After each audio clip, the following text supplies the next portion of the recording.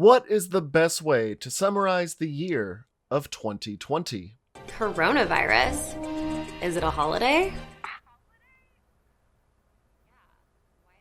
Is it a holiday? Well, it's my first video of 2021. While some people throw together best ofs or do a year in review type of thing, I figured let's cover a zombie movie about something that consumed an entire year of society as a whole. So ever since March, there has been a definite lack of cinematic content from many major motion picture companies. Hell, it's the first year without a Marvel release since 2009, which was desperately needed. There have been a few movies here and there that have been released, mostly for at-home viewing, but none of them quite tried to, I guess you would say, milk the currently ongoing pandemic. But back in April of 2020, a mere month into the COVID-19 pandemic, the world was introduced into an idea as dumb as it is existing, considering how horrible it has been for a majority of people across the world. All throughout, you might notice that this film's picture quality fluctuates between footage that looks like it's from the recent era and that of a campy 1980s flick. Well,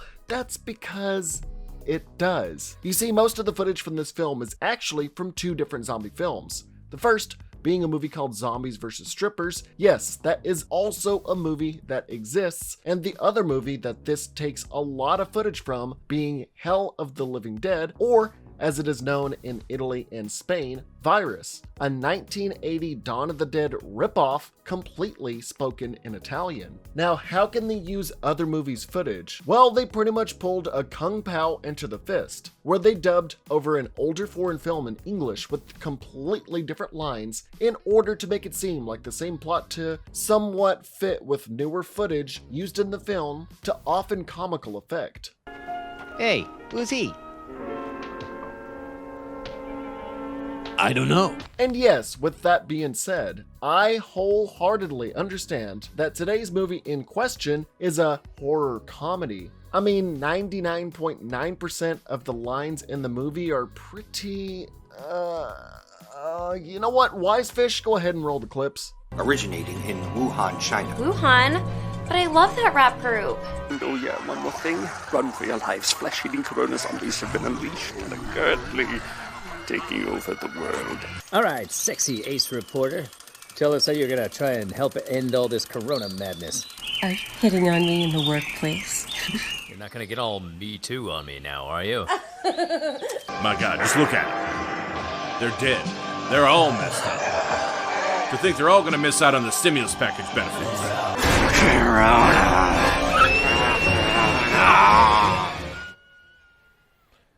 Yeah.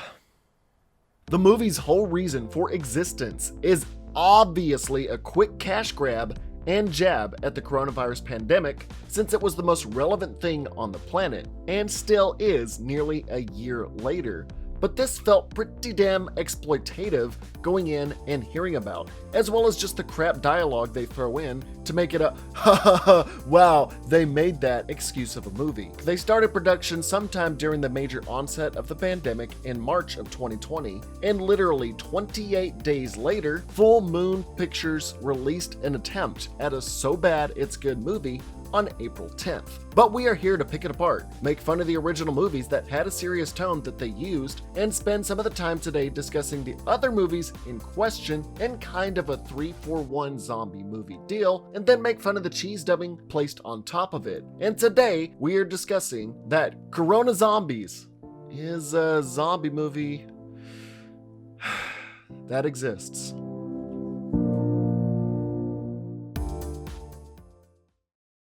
The movie starts off with a bunch of coronavirus molecules buzzing around with plenty of people that I'm surprised wanted their name attached to this production. But considering the beginning looks like it belongs in a porno, I am not surprised. So the only original production and filming in this movie that we often return to comes from this small room shot in this apartment with our blonde, I guess you would say, protagonist named Barbie.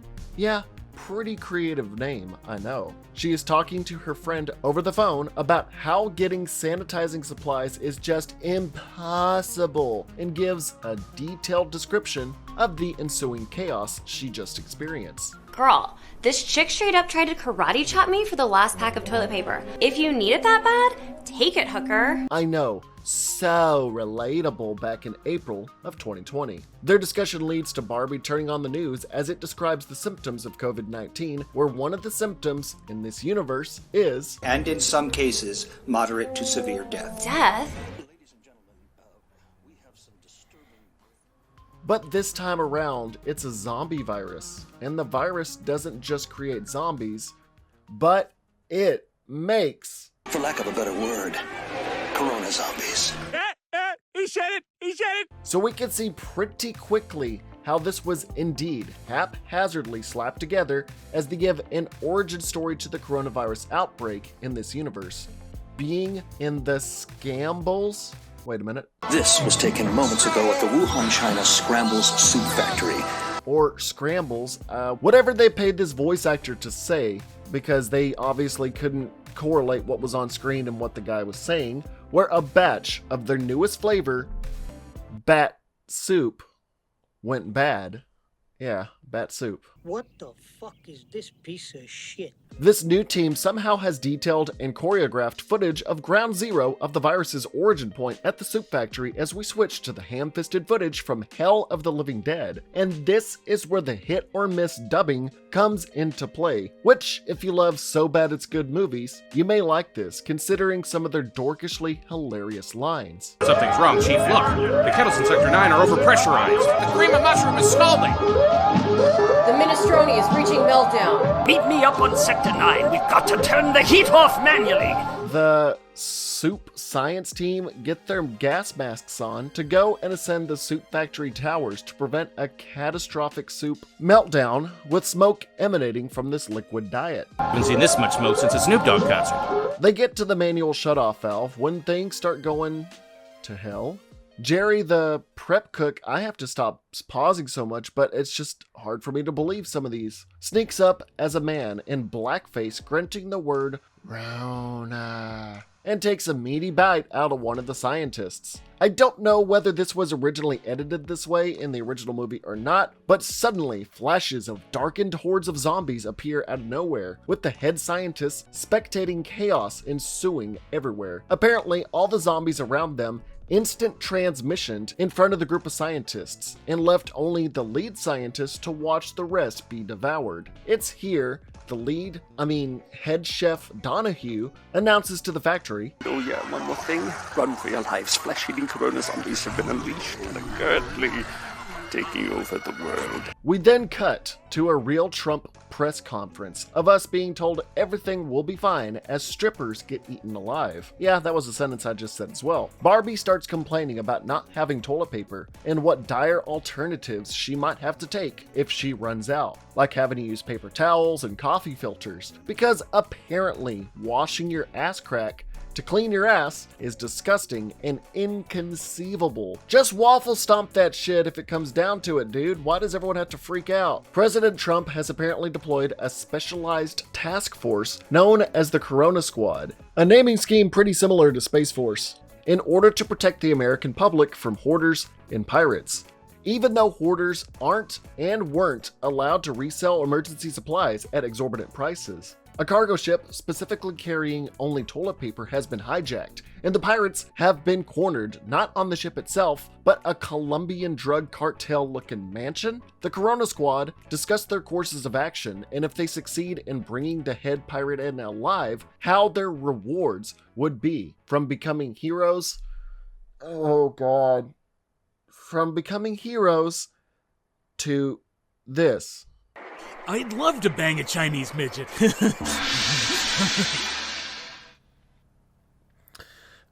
I didn't add that gong, by the way.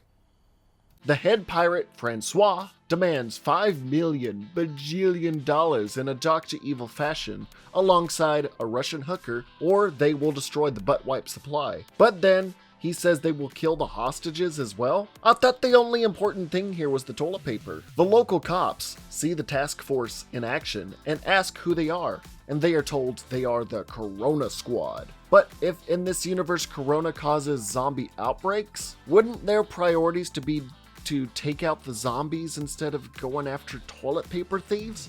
Look, Don't judge me for being too critical at a joke of a slap-together F movie. You clicked on a video about Corona zombies. I don't know what you were expecting. The TP pirates just let the Corona squad just stroll in and gun them down as they ask Francois where the shipment of toilet paper is, only for this horribly French accented man to say, "The zombies are coming," and that no amount of social distancing will stop them. Yeah, more relevant humor, but does this mean toilet paper pirates are behind the virus in this universe? And if Corona turned people into zombies in the first place, then how would social distancing be an issue when most would be social shotgunning first? Then the news broadcast cuts to a strip club as we get our first ripped footage from Zombies vs. Strippers, because apparently strip clubs are the most important places to report at during an outbreak. But I do gotta say the cheesy practical effects of this other movie really make me want to see it just for the carnage. But all we get is just a bunch of interesting gore involving a pool cue going through a head and some finger-licking good bites. And uncensored nudity topped off with this woman sounded more like an injured pig than Miss Piggy.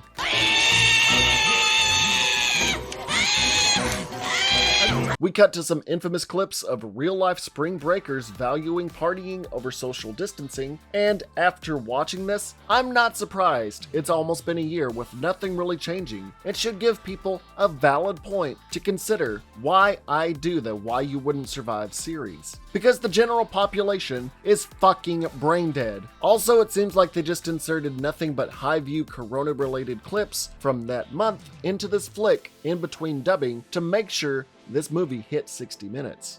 We cut back to the Corona squad as they patrol a jungle-like area in New Guinea, saying Corona zombies are on the way. A random group of survivors stranded in the jungle are seen with the front couple consoling and arguing over their bitten and sick child. The driver gets some dialogue that was dubbed over to spout some crap about journalism, YouTube, and Ubers. The other couple, a journalistic pair, get out to look around as the kid is turning a nice shade of Willy Wonka blue. The Inigo Montoya lookalike whips out his camera that definitely reflects how dated this 40-year-old movie is compared to the rest of the footage in this film, despite all this supposedly being shot live for Barbie's local news. The news couple then say how they will discover the cure for Corona zombies. I guess through journalistic integrity?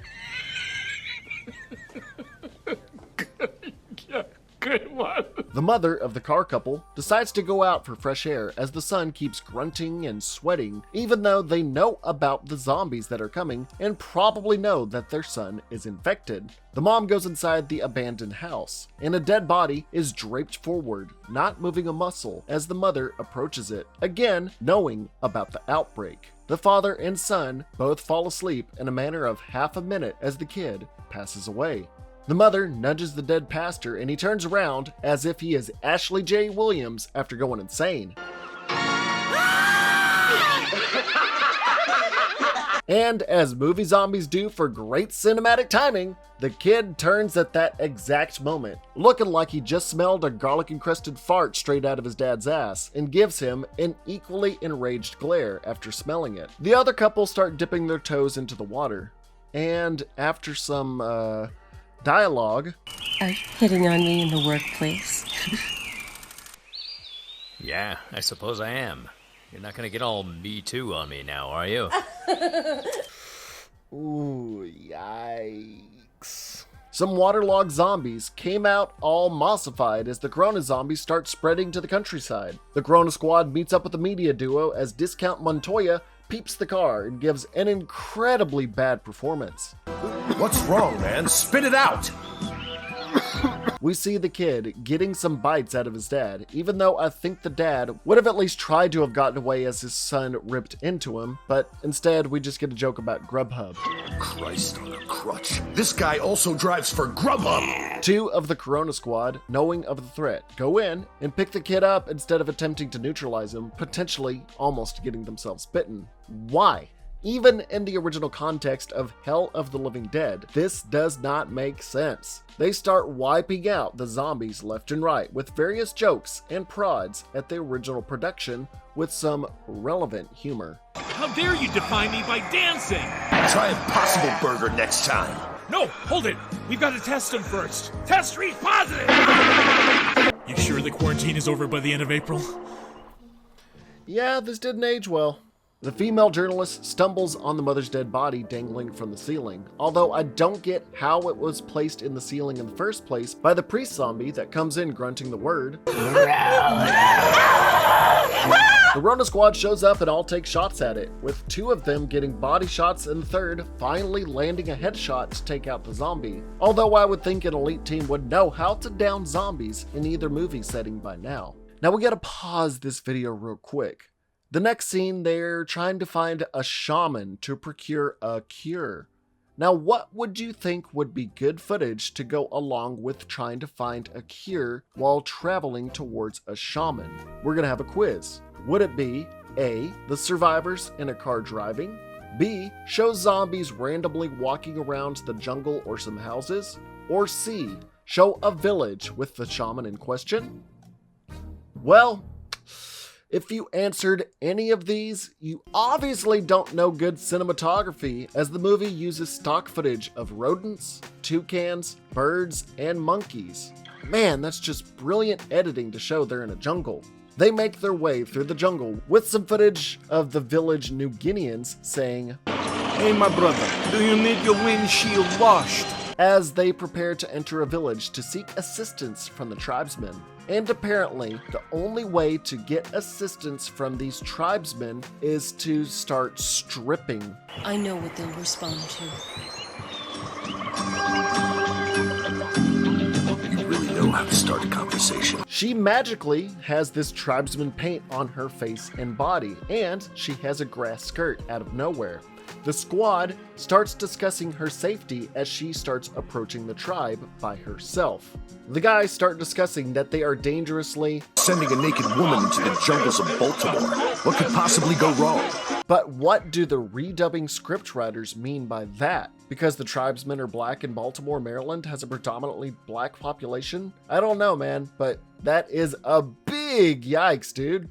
As the white woman is ogled by stereotyped, voice-dubbed New Guinea tribesmen, we cut back to the news broadcast. Because remember, we can't have this entire movie be composed of only one horrible dubbed movie. Cutting back to footage from Zombies vs. Strippers, as zombies attack the Tits and Giggles strip club. The next part is literally just a bunch of action and gore scenes from the film cut out, with an old man zombie biting a stripper nun's ass, and the same old man's head exploding from loud, heavy metal music. Apparently, geriatric zombies can't handle loud music, but others can. It seems like Zombies vs. Strippers was there just to insert action and steal their best cheesy gore scenes, since the budget for their own footage was so super low. As the action starts heating up in the Zombies vs. Strippers footage, it suddenly ends. We don't get the usual breaking news transition, we are just back to Barbie, and now she's in a shower, while fully clothed.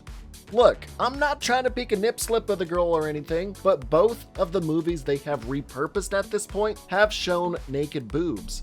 So it's weird in this specific situation that the character is fully clothed while taking a shower. But hey, whatever makes this girl more comfortable and not pressured into being nude when she doesn't want to be. Either way, I hope she got paid for this piece of shit film. A corona zombie wearing a mask surprises her in the shower, but it turns out it's just her imagination. But I do have to ask, would a zombie wearing a cloth mask be as intimidating because it would be harder to bite you through? The news footage cuts back to the Corona Squad looking for the journalist Barbara Jensen as they stumble on a dismembered hand. They discovered that the hand came from a bloodied, decaying corpse in the tree above them. But again, I have to ask and wonder how the body got up there in the first place. This place is crawling with those things! They're throwing bodies into the trees! Well, never mind, they shut me up. Well, as much as I've found some of the redubbed dialogue to try too hard to be funny, at least these guys poke fun at some of the stupid stuff that these movies throw in and keep people like me in mind. Numerous zombies start emerging from the jungle as Discount Montoya runs right up to them to record B-roll footage of them for what seems like 20-30 seconds, since they are literally walking at 1 centimeter an hour. How is this threatening? The whole squad lays into them, only shooting the body as the only sensible man in the group starts saying, "Haven't you seen any George Romero? It's the head! You gotta shoot him in the head! Yeah!" You know, this is another point that I would have made if I was watching the original movie of Hell of the Living Dead today. And I have to side with the redubbers at Full Moon Pictures on this one particular scene. The zombies, still moving at a sluggish pace, allow the guy that's ranting to run in front of them as he barges into the middle of them, and they just sit there in the most awkward 30 seconds of zombie cinema I have ever seen. He just sits there panicking and not shooting or fighting back as they circle him, but they don't even grab him at all while the dubbers insert a ton of stupid yo mama jokes. Speaking of your mama, she's so ugly she tried to join an ugly contest once and they said, sorry, no professionals. This scene and its cringy dialogue stretches on for so long, with numerous jokes that just say buzz topics that might give you the bare minimum laugh where you breathe out of the nose. You know what I'm talking about, where you do that. Your mama is so fat, her belly button gets home 15 minutes before she does. You heard the president. You'll only be around for another 3 weeks. Not before you have your first course! Come at me, bro! Come at me! He puts his arm in a zombie's mouth, and in that time is not bitten. So you gotta wonder again why these zombies are a threat, whether the original zombies or the context of this redubbing. So once he blows a zombie away, it cuts to them driving off and the guy is perfectly fine. How? Which I guess they completely forgot and dropped the plot about finding a shaman in the village. Probably for the better, because it was in major yikes territory. And then we get more wilderness stock footage meshed up with them at a playground that leads them going into an abandoned house that apparently is the grandma of the toilet paper pirate leader. This outbreak has been going on long enough to where the pool is bone dry and a bare bone skeleton is just sitting there, still fully clothed. They go into the house searching for clues and supplies in the toilet paper stash, and one of the agents starts cross-dressing and dancing as the other agent finds the dead senior woman, who, after being nudged by the officer, doesn't awaken or attack. And then we see a gaping wound on her chest start fluctuating a bunch. Can you guess what's going on here? I bet you can't, because we get a cat version of the xenomorph, and this feline jumps out of her chest and comes out of her innards. My bad!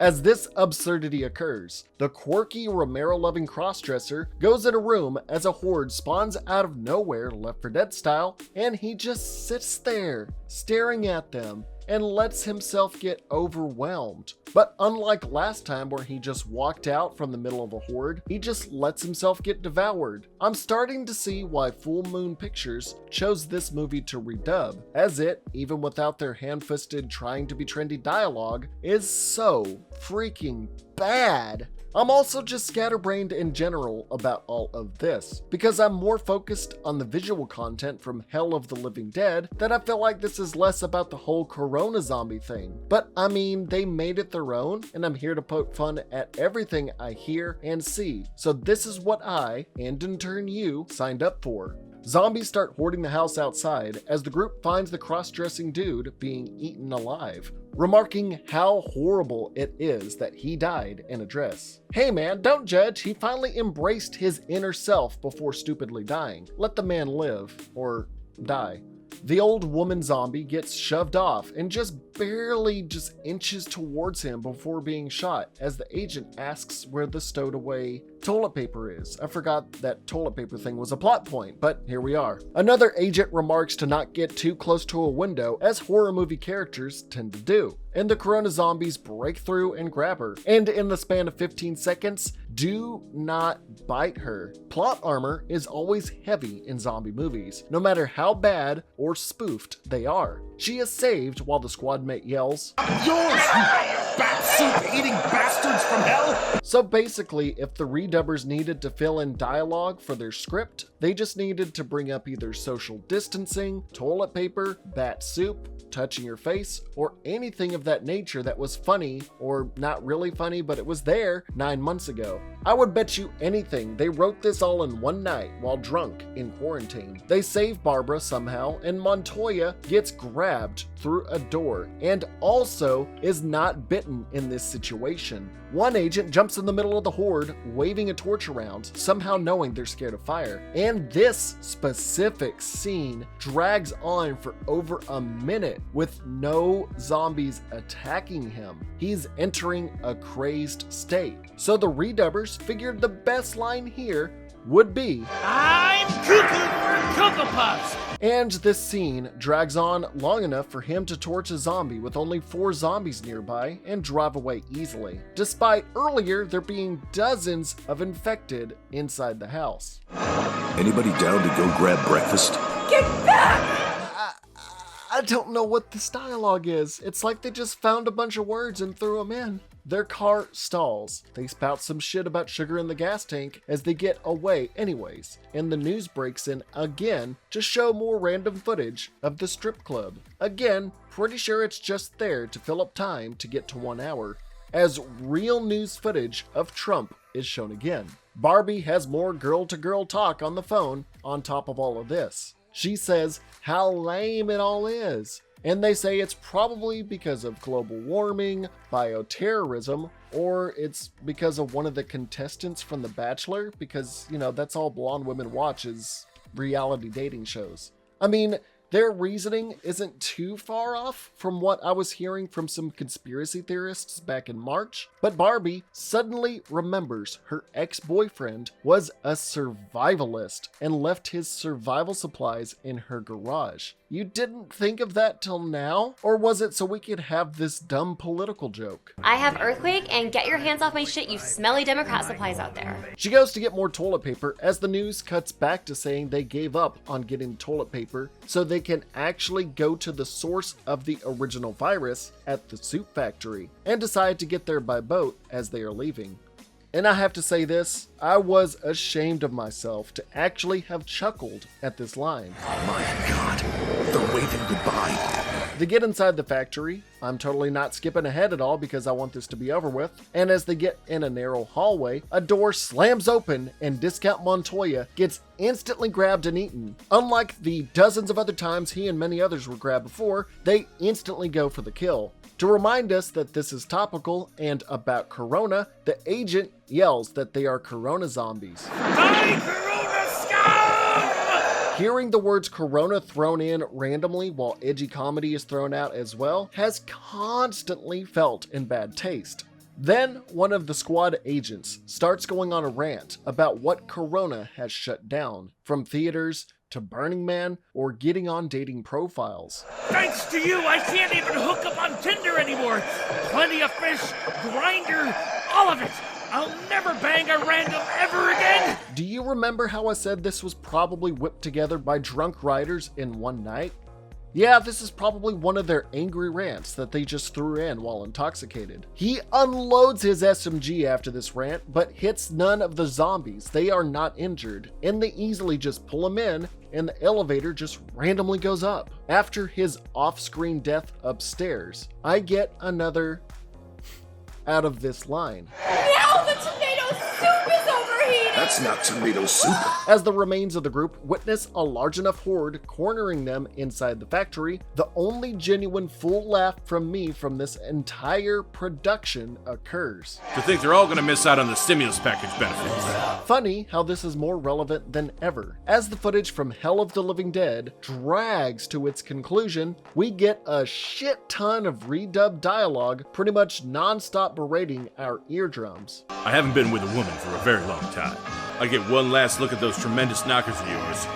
Gento, no, we're friends. I'll set you up with my cousin, who just saw a terrific set of boobies. Instead of fighting back, they all slowly let themselves get bitten or dragged off screen. Except for Barbara, our main character, who I just realized is named that way as a reference to Night of the Living Dead. Some brownie points there. But she does get one of the most brutally gory, practical, and hilarious death scenes, and I would say eye-popping scenes, in a movie, as they shove their fists in her mouth and her eyes pop out.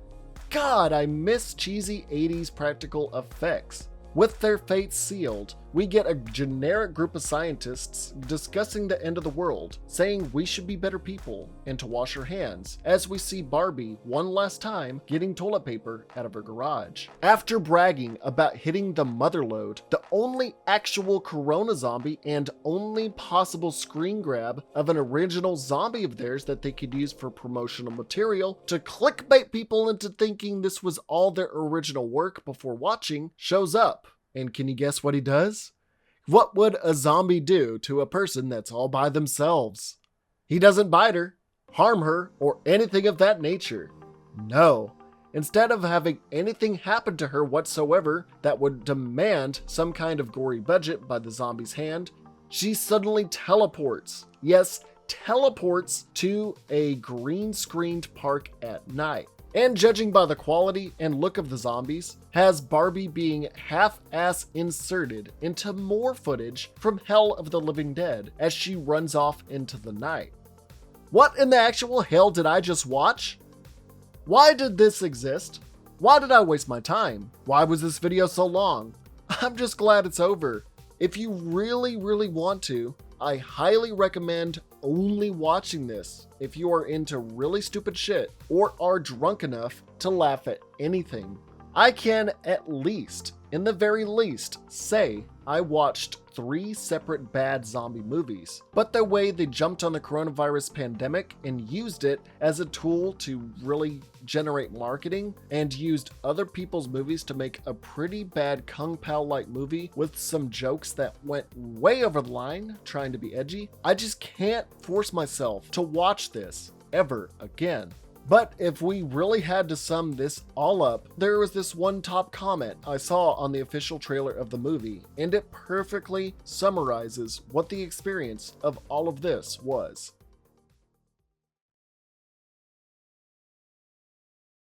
Well, that's the end of my first video of 2021, and it probably already got demonetized too. But what did you think? Are you questioning my sanity? Should I have avoided this altogether? What should I do next? Let me know in the comments, and don't forget to support by liking and subscribing if you haven't already. If you're inclined, and you don't have to, but financially supporting the channel will get you mentioned on this list here. From being a big-time donator, to a Patreon patron, to a YouTube channel member, or simply just donating during my live streams. Special thanks to my editor Wisefish for having to suffer through this film as I did. Check his game analysis content out in the description below. And yeah, Full Moon Pictures, y'all drove me to slight insanity trying to finish this. Thanks for watching. Check out my other zombie reviews like my ones on Zombievers and Shaun of the Dead that you can click above. Stay happy, stay healthy, stay smart, and most importantly, stay wow, baby.